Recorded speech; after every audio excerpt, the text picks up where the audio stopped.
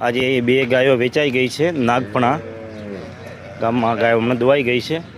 એક આરી અને એક પેલ વેતરી. બે ગાયો આજે 18 તારીખની વેચાઈ ગઈ છે નાગપણા ગામમાં. એક છે પહેલા વેતરની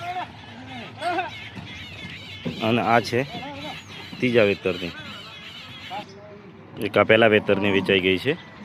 આજની 18 તારીખની બે ગાયો વેચાઈ ગઈ છે.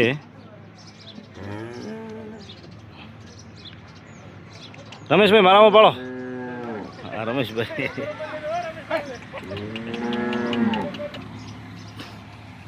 નાગપણા ગામમાં વેચાણી છે બે ગાયો.